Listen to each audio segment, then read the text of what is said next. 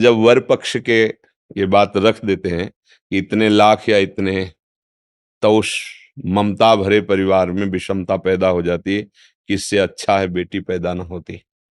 क्योंकि हमने देखा है कि गांव के जैसे किसान आदमी हैं, बेटी को पढ़ाया लिखाया, सुंदर पुष्ट किया, ब्याह योग्य हुई, जिनके घर में अब बोले हमको इतने लाख चाहिए, और बेचारा आके घर में बैठ के रो देता है कि किसी तरह तो हम परिवार का पोषण कर रहे हैं, क्या करें।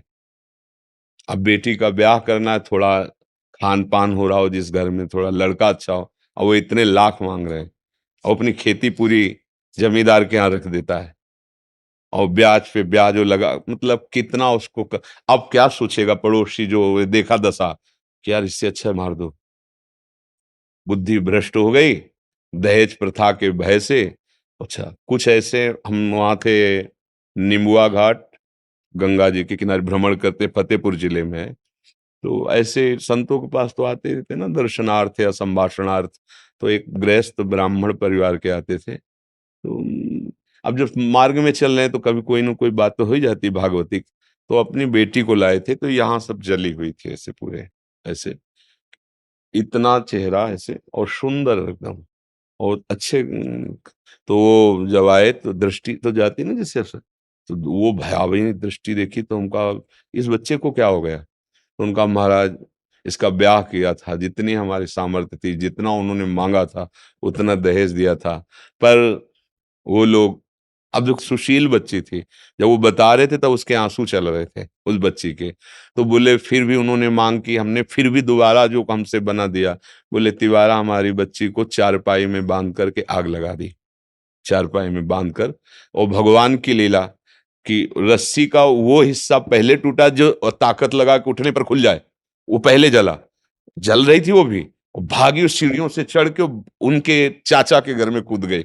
छप्पर होते ना आंगन में, छप्पर के सारे जे नीचे कूद, जे जलती उन्हें देखा तो कंबल आदि से ढका, और उनके पास बंदूक थी कि अब नहीं, अब ये मेरी बेटी हो गई, उन्हीं के परिवार, अगर किसी ने इधर आंख उठाई तो गोली मार देंगे। वो बोले हमें सूचना दी गई, हम अपनी बेटी को ले ऐसे।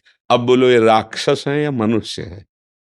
वो बेटी जिंदगी, अब उसके अंतरात्मा में जो उनके प्रति भाव आएगा, वो उसे झेल नहीं पाएंगे चाहे जितना। तो कई तरह से दहेज प्रथा से बहुत हानि है, और हमें लगता है कि अगर तुम्हें सुंदर सुशील कन्या मिल जाए और उससे तुम्हारी वंश परंपरा, देशभक्ति, भगवत भक्ति, बुद्धिमान ऐश्वर्यवान पुत्र पैदा हो, वो अच्छा। या उसको इस तरह से परिवार को क्लेश देना, उस बच्ची को क्लेश देना, या वो परिवार वाला बच्ची जिसके है वो ये सोचने पर मजबूर हो जाए कि इससे तो अच्छा है कि हमारी बच्ची ना होती। तो ये दहेज प्रथा तो बहुत ही, कहीं किसी भी तरह लाभदायक नहीं है, कहीं भी किसी भी। और जो इस तरह से दहेज लिया जाएगा, वो लिख लो और उस परिवार की जांच कर लेना। कुछ वर्षों के बाद उस परिवार में ऐसा षड्यंत्र रचेगी माया कि शांति और सुख नहीं होगा। शांति सुख नहीं हो सकता। दूसरे को दुख देकर, जलाकर, क्लेशित करके आज तक कभी कोई सुखी नहीं हुआ है, ये पक्की बात है। और सबसे प्रार्थना है कि बेटियों की भावना में उनका गर्भ की हत्या कर देना, इस ये समझ लो आपके पास कोई प्रायश्चित नहीं इस पाप से हटने का। अरे आप पढ़ने लिखने दो। आजकल बहुत हमारे मतलब पढ़ाई लिखाई, तो कहीं न कहीं वो कुछ ना कुछ करेंगी। अपने हिसाब से वो जीने लायक बुद्धि भगवान सबको दे देते हैं। हमें तो दिखाई दे रहा है कि बच्चियाँ बड़ी उन्नति में जा रही हैं। फोर्स में भी बच्चियाँ जा रही हैं, नहीं जा रही? तो ऐसा ना सोचिए कि बच्चे तो हमारा दुर्भाग्य है, ऐसा माता-पिता को नहीं। और कई जगह हमने देखा है जहाँ बूढ़े माता-पिता को कोई सहयोग नहीं देता, तो हमने देखा बच्चियाँ ही सहयोग देती हैं। कभी लड़कों को किडनी देते हुए नहीं देखा अपने बाप को। जहाँ सुनने को आता है तो बेटी ही किडनी देती नज़र आती है। लड़के 4 हैं, हिस्सा बाँट लिए, अब वो एक-एक रोटी देने के लिए परे, वो भाग के भी जब माता-पिता बेटी के पास वही दुलार करती है, क्योंकि वो करुणामयी है ना, मातृ स्वरूप हृदय में विराजमान ना। अच्छा बेटी नहीं होगी तो बेटा आसमान से पैदा हो जाएगा क्या?